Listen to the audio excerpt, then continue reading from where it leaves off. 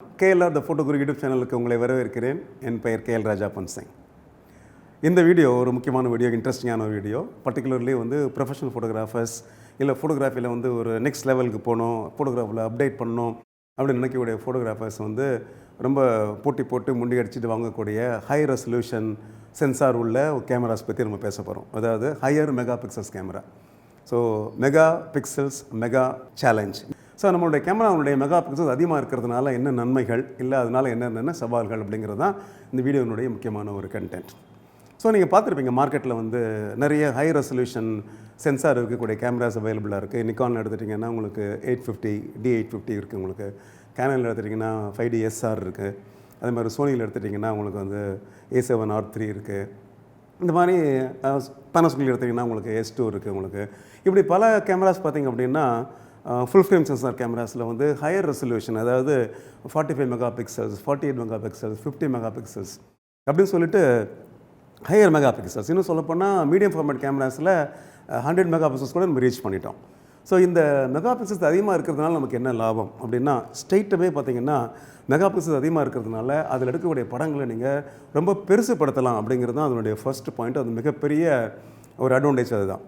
So நீங்கள் ஒரு advertising ஃபோட்டோகிராஃபராக இருக்கிறீங்க, உங்களுடைய படங்கள் ஒரு ஹோர்டிங் சைஸுக்கு பெருசு பண்ணி போடுறாங்க வச்சுக்கோங்களேன். அந்த மாதிரி நேரத்தில் லோயர் மெகா பிக்சல்ஸ் கவுண்ட் உள்ள கேமராஸில் எடுத்த படங்கள் உங்களால் அவ்வளோ தூரம் பெருசு பண்ண முடியாது. அதை பெருசு பண்ணணும் அப்படின்னா அந்த படத்தில் உங்களுக்கு நிறையா மெகா பிக்சல் இருந்துச்சுன்னா தான் அதனுடைய ரெசல்யூஷன் நம்ம அதிகம் பண்ண முடியும். சாதாரணமாக நீங்கள் பார்த்தீங்கன்னா தெரியும், ஒரு 300 பிக்சல்ஸ் பெர் இன்ச் அப்படின்னு ஒன்று இருக்குது, அப்புறம் 150 பிக்சல்ஸ் பெர் இன்ச்சுன்னு இருக்குது, 72 பிக்சல்ஸ் பெர் இன்ச் அப்படின்னு வர சமயத்தில் இந்த ரெசல்யூஷன் அதிகமாக இருந்துச்சு அப்படின்னா தான் படத்தினுடைய சைஸ் பெருசாகும் உங்களுக்கு. ஸோ எப்போல்லாம் உங்களோட படத்தை பெருசு பண்ண நினைக்கிறீங்களோ, பெரிய லெவலில் பிரிண்ட் போடுறன்னு நினைக்கிறீங்களோ, அப்போ தான் அந்த கேமராக்கள் நமக்கு பயனுள்ளதாக இருக்கும். இன்னொரு விஷயம், இந்த ஹை ரெசல்யூஷன் கேமராஸில் ஒரு பெரிய ப்ளஸ் பாயிண்ட் என்னென்னா, நீங்கள் எடுக்கக்கூடிய அந்த ஹோல் பிக்சர் என்ன பண்ணலாம் கேட்டிங்கன்னா, நீங்கள் கம்ஃபர்டபுளாக க்ராப் பண்ணி நீங்கள் யூஸ் பண்ணலாம். குறிப்பிட்டு சொல்லணும் அப்படின்னா, ஒரு சின்ன ஒரு பேங்கிள் இல்லாட்டி ஒரு சின்ன ஒரு மோதிரம் ஒன்று இருக்குது, ப்ராடக்ட் ஃபோட்டோகிராஃபி நீங்கள் அதை எடுக்கலாம், நீங்கள் ட்ரை பண்ணுறீங்க, மேக்ரோ லென்ஸ் போடுறீங்க, போடும்போது உங்களுக்கு அந்த ஃபுல் மோதிரமோ ஃபுல் வளையலோ உங்களுக்கு ஷார்ப்பாக வரல. அப்போ அதை ஷார்ப்பாக வரணும் அப்படிங்கிறதுக்காக என்ன பண்ணுறீங்க, கொஞ்சோண்டு கேமராவை பின்னாடி எடுத்துகிட்டு போய் கொஞ்சம் லூஸாக கம்போஸ் பண்ணுறீங்க. நீங்கள் யூஸ் பண்ணுற கேமரா ஒரு 5D SR இருக்கலாம், இல்லாட்டி D850 இருக்கலாம், அது மாதிரி ஒரு ஹையர் மெகா பிக்சல்ஸ் கேமராவாக இருக்கலாம். அப்படி நீங்கள் படம் எடுத்தீங்கன்னா என்ன பண்ணலாம், அதுக்கப்புறம் அந்த படத்தை நீங்கள் என்ன பண்ணுறீங்க, போஸ்ட் ப்ரொடக்ஷனில் போய் நீங்கள் க்ராப் பண்ணி நீங்கள் அதுக்கப்புறம் யூஸ் பண்ணும்போது கூட பார்த்தீங்கன்னா அதனுடைய பிக்சல் கவுண்ட் உங்களுக்கு 35 மெகா பிக்சல்ஸ், 40 மெகா பிக்சல்ஸ் இருக்கும். ஸோ ஒரு படத்தை நீங்கள் க்ராப் பண்ணி பயன்படுத்துகிற மாதிரியான வேலைகள் நீங்கள் செஞ்சீங்க அப்படின்னா நிச்சயமாக நீங்கள் என்ன பண்ணணும் கேட்டிங்கன்னா, ஹை ரெசல்யூஷன் இருக்கக்கூடிய பிக்சல்ஸ் இருக்கக்கூடிய கேமராஸ் தான் நீங்கள் வாங்கணும். அப்போ தான் ஆஃப்டர் கிராப்பிங் பார்த்திங்கன்னா உங்களுக்கு போதுமான ரெசல்யூஷன் இருக்கும். ஸோ ஒரு சாதாரண மெகா பிக்சல்ஸ் கேமரா, ஒரு 24 மெகா பிக்சல்ஸ் கேமரா வாங்கிட்டு நான் சொன்ன அதே விஷயத்தை பண்ணிங்கன்னு வச்சுக்கோங்களேன், க்ராப் பண்ண அப்புறம் அதனுடைய டோட்டல் மெகா பிக்சல்ஸ் கவுண்ட் பார்த்திங்கன்னா ஒரு 10-12 குறைஞ்சிரும், இல்லை சம்டைம்ஸ் அதை விட கூட கம்மியாக போயிடும். அப்போது அந்த படத்தை உங்களால் பெருசுப்படுத்த முடியாது.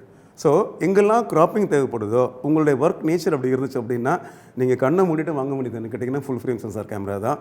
அந்த கேமராவில் ஹை ரெசல்யூஷன் உள்ள நீங்கள் கேமராஸ் வாங்கிட்டிங்கன்னா உங்களுக்கு கம்ஃபர்டபுளாக இருக்கும் ஆக்சுவலாக. ரெண்டாவது பாயிண்ட்டு, க்ராப் பண்ணி யூஸ் பண்ணும்போது அந்த மாதிரி ஒரு விஷயம் உங்களுக்கு தேவைப்படும். பட் இந்த மாதிரி வாங்கும்போது உங்களுக்கு அதனுடைய ஃப்ளிப் சைட், அதனுடைய ட்ராபேக்ஸ் இல்லாட்டி சேலஞ்சஸ்ன்னு பார்த்திங்க அப்படின்னா, பொதுவாக அந்த மாதிரி ஹையர் மெகா பிக்சல்ஸ் கேமராஸ் பார்த்திங்கன்னா ரொம்ப எக்ஸ்பென்சிவாக இருக்கும், ரொம்ப விலை உயர்ந்ததாக இருக்கும். அதனால் உங்களுடைய தேவை அதுவாக இருந்தால் மட்டும்தான் நம்ம அந்த மாதிரி கேமராவில் இன்வெஸ்ட் பண்ணணும்.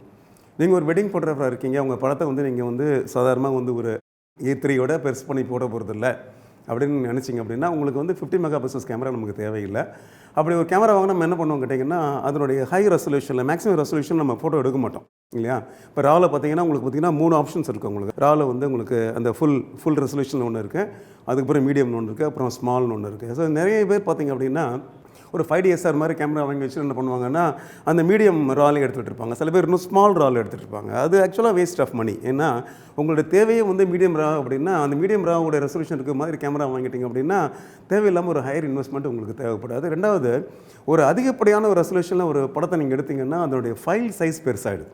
திங்க் பண்ணி பாருங்கள், ஒரு 50 மெகா பிக்சல்ஸில் ஒரு படம் எடுக்கிறீங்க, இல்லை ஒரு 100 மெகா பிக்சல்ஸ் ஒரு படம் எடுத்திங்கன்னா ஒரு ஃபைலும் பார்த்திங்கன்னா உங்களுக்கு ஜிபியில் போகும், பார்த்திங்கன்னா தெரியும். அதை டிஃபை கன்வெர்ட் பண்ணிங்க அப்படின்னா அது எங்கேயோ போய்டும்.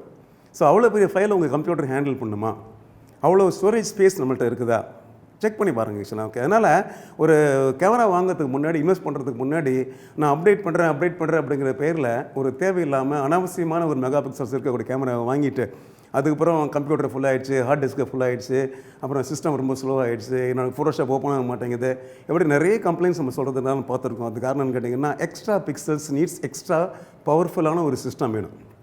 உங்களுடைய ரேம் ஸ்பேஸ் அதிகமாக இருக்கணும் உங்களுக்கு, அப்புறம் ஹார்ட் டிஸ்கோட ஸ்பேஸ் அதிகமாக இருக்கணும், சிஸ்டம் வந்து ஓவராலாக பவர்ஃபுல்லாக இருக்கணும். அப்போ தான் நீங்கள் ராவில் எடுத்த ஃபோட்டோவை நீங்கள் டிஃபில் கன்வெர்ட் பண்ணி ஃபோட்டோஷாப்பில் ஒர்க் பண்ணும்போது அது தாக்குப்பிடிக்கும் உங்களுக்கு ஆக்சுவலாக. ஓகே, அந்த மாதிரி ஒரு விஷயத்தை நம்ம வந்து முக்கியமாக வந்து நம்ம மைண்டில் வச்சுக்கணும். ஸோ ஸ்டோரேஜுங்கிறது ஒரு முக்கியமான விஷயம். ஸோ இன்றைக்கி நம்ம வந்து ஒரு 1000 படம் எடுக்கிறோம், இல்லாட்டி வந்து 2000 படம் எடுக்கலாம், இல்லாட்டி வந்து ஒரு 50,000 படம் எடுக்கணும்னா டவுன் த லைன் வந்து ஒரு 10 வருஷத்தில் எவ்வளோ படங்கள் எடுப்போம், அவ்வளோ படங்களுக்கு எவ்வளோ ஸ்டோரேஜ் ஸ்பேஸ் நமக்கு தேவைப்படும். ஸோ இந்த ஸ்டோரேஜ் அப்படிங்கிறது யோசிக்கும் போது நம்ம அந்த ஹையர் மெகா பிக்சல்ஸ் கேமரா வாங்கிறதுக்கு முன்னாடி அதுக்கெல்லாம் நமக்கு ப்ரிப்பேர்டாக நம்ம இருக்கிறோமா அப்படிங்கிறதே நம்ம வந்து மைண்டில் கட்டாயமாக நம்ம ஞாபகம் வச்சுக்கணும். ஸோ கேமராவுடைய சைஸ் பெருசாக இருக்குது, உங்களுக்கு விலை அதிகமாக இருக்குது, உங்களுக்கு ஸ்டோரேஜ் ஸ்பேஸ் அதிகமாக தேவைப்படுது, சிஸ்டம் உங்களுக்கு ஸ்லோ ஆகிடுது, இதெல்லாம் வந்து எனக்கு தேவையே இல்லை, என்னுடைய ஒர்க்கே ஒரு மேக்ஸிமம் 12 மெகா பிக்சல்ஸே போதும் அப்படின்னா எதுக்கு 50 மெகா பிக்சல்ஸ் ஆக்சுவலி. ஓகே, அதனால் உங்களுடைய இன்வெஸ்ட்மெண்ட் வந்து நீங்கள் வைஸாக பண்ணுங்க. நான் சொல்கிறது நிறைய கேமராஸ் நிறைய மாடல்ஸ் வருது உங்களுக்கு. கேமராஸ் வந்து பார்த்திங்கன்னா வேறு தேவைகளுக்கு ஏற்ற மாதிரி கேமராஸ் மேனுஃபேக்சர் பண்ணுறாங்க. இப்போ கேனன்லேயும் எடுத்துக்கிட்டிங்கன்னா ஒரு உதாரணம் சொல்கிறேன் உங்களுக்கு. சில 80Dன்னு ஒரு கேமரா இருக்குது, கிராப் சென்சார் கேமரா. அதுக்கப்புறம் 5D Mark III இருக்குது, Mark IV இருக்குது, அதுலேயே 5D SR இருக்குது. ஸோ இது இந்த 3 கேமராக்களும் பார்த்திங்க அப்படின்னா வேறு தேவைக்கான கேமராக்கள். உங்களுக்கு வந்து ஒரு 80D மட்டுமே போதும், அதோட ரெசல்யூஷன் போதும் அப்படின்னு நினச்சிங்க அப்படின்னா அந்த இடத்துல நீங்கள் ஒரு 5D SR நீங்கள் அதுக்கு பதிலாக யூஸ் பண்ண முடியாது. அதே மாதிரி 5D SR தான் உங்களுடைய தேவை அப்படின்னா அதுக்கு பதிலாக நீங்கள் வந்து 80D யூஸ் பண்ண முடியாது. ஏன்னா இந்த கேமராக்கள் வந்து தேவையை பொறுத்து செஞ்சுருக்காங்க. அப்போ அதனால் உங்கள் தேவை என்ன இருக்கோ அதுக்கேற்ற மாதிரி கேமராவில் நீங்கள் இன்வெஸ்ட் பண்ணிங்க அப்படின்னா உங்களுடைய இன்வெஸ்ட்மெண்ட் உங்களுக்கு சேஃபாக இருக்கும். இன்வெஸ்ட்மெண்ட் வந்து அதுக்கேற்ற ஒரு ரிட்டர்ன்ஸை கொடுக்கும். அதை தவிர தேவையில்லாத பிரச்சனைகள்லாம் கொஞ்சம் அவாய்ட் பண்ணணும் ஆக்சுவலாக. அதனால் நெக்ஸ்ட் டைம் கேமரா வாங்கும்போது உங்களுடைய தேவை என்னென்னு பார்த்துக்கோங்க.